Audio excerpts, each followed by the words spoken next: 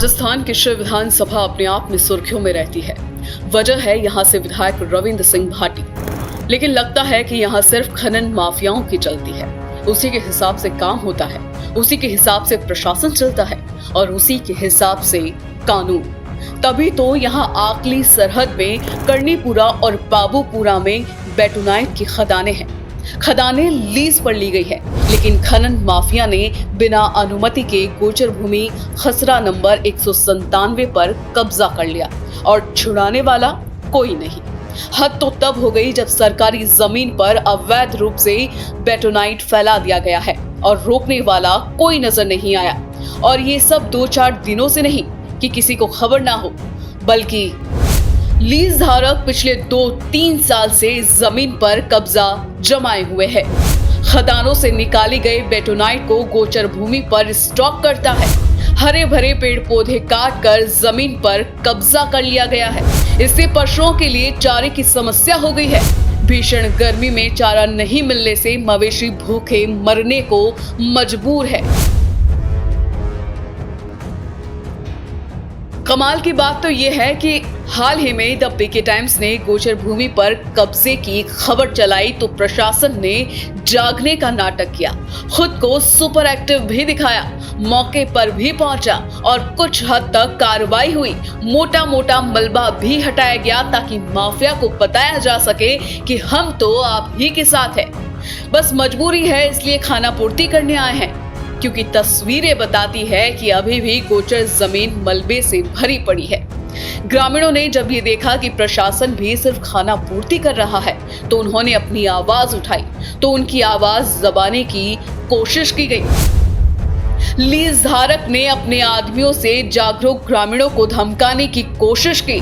Lease धारक के रूप में छिपे भू माफिया जो गोचर भूमि को कब्जे कर करोड़ों रुपए ऐंठने वाले फिल्मी स्टाइल में गाड़ी लेकर आए।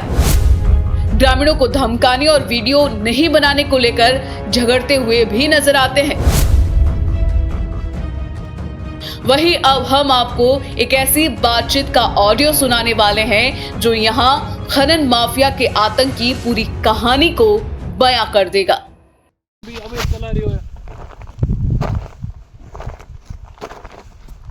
हमें थोड़े नहीं थे को माल न मारी मन्नो तो जानकारी है कौन थे बता दियो को करे हूं तो अनपढ़ आदमी मन्नो तो त्री ठा को थे बता दियो कर हैंगओवर कराओ थे बताओ तो करीन बलोण बताओ जिकेरो ये थे मनो बता दियो नहीं नहीं मैं तैयार हो भाई मैं तो हैंगओवर पहले और मारी वाला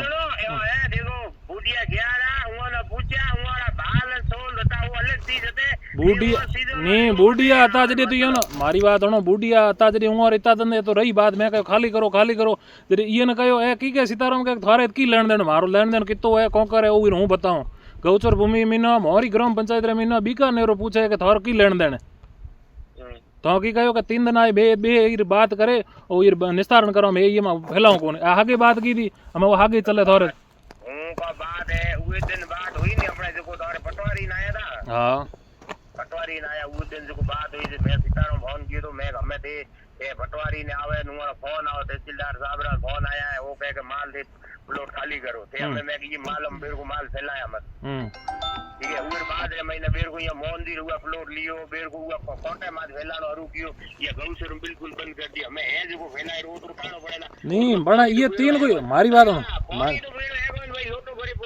मारी बात हणो बारो मारी बात हणो खोण खोदे पड़या ओ बंद कर दे जेसीबी हिटा सी ये स्टॉक माल लगा दे ये तो माल सीधो नोके ओ ले जाए ओ नोके कोने वो आपरी हुआ लीलो खोतरे हुआ नोके पड़े बीजोड़ गाड़ी हटाए न मैं एक गाड़ी हुके जो माल नोके और बाद में पहली रात माल ए नोके मैं ये मना कियो मैं के माल नोकणो कोनी ओ एती